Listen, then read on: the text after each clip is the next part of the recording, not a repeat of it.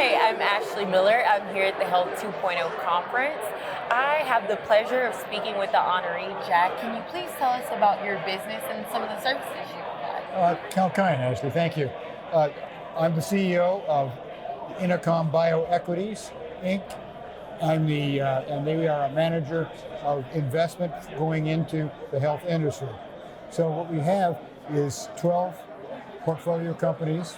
We'll probably by mid next year have 16, which is capacity for us, and we invest in them somewhere between 10 and $35 million to take them through the period between the National Institute of Health and the period when Big Pharma comes in and invests and gives them, probably licenses them into their marketing portfolio.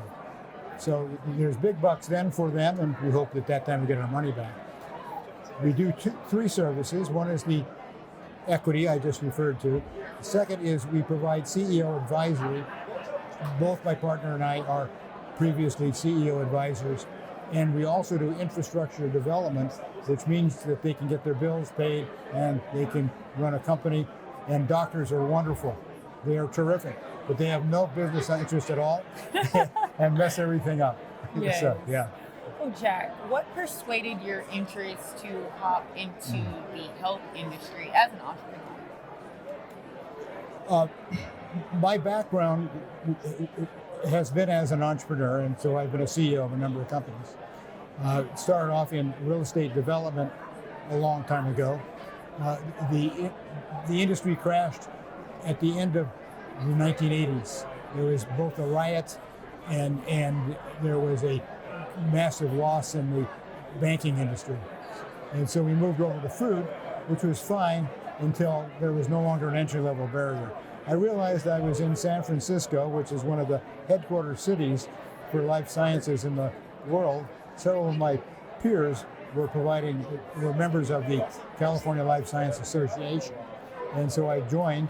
By the way, they invited me to be an advisor to the association, and several of my recommendations are now in place.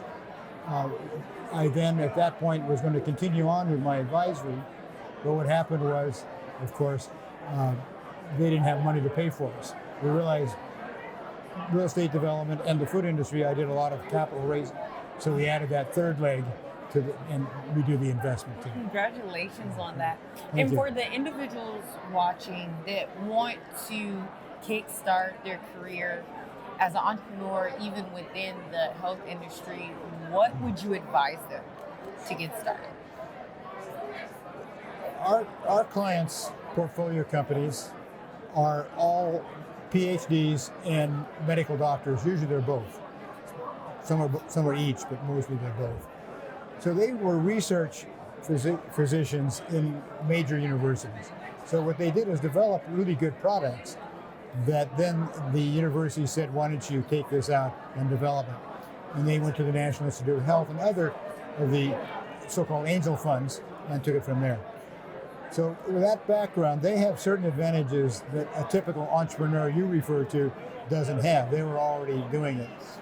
I think that they also had well-employed significant others who could support them during the difficult times of getting things started.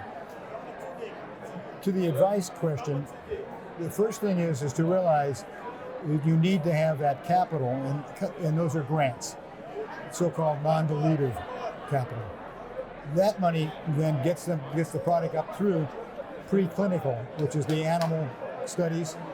It's proven to be efficacious. It solves the problem, and it didn't kill the animal. These are dogs and cats when they finally get through it. And that costs about $1 million to get there.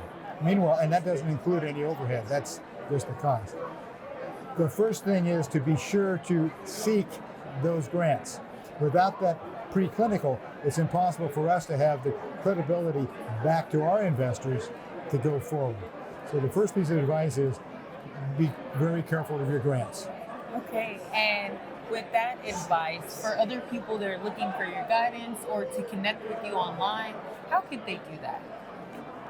You could reach us at, my email is jed@innocombio.com, and that's probably the best way to do it. As in anything having to do with capital, we have to be very careful because everybody in the industry is looking for capital.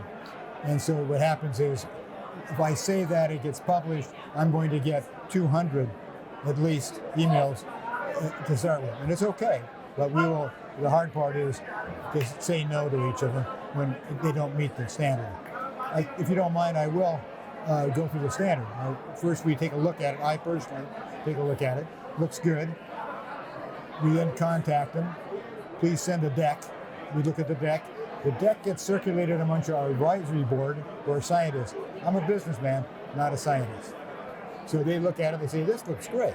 At which point we then arrange for a meeting usually on Zoom, and they get asked the very difficult questions by the advisory board. And then at that point, my partner and I have a board meeting, the two of us, and vote yes.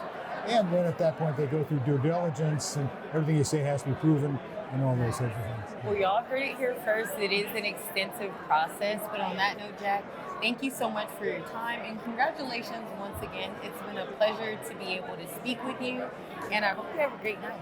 Well, how kind. Thank you.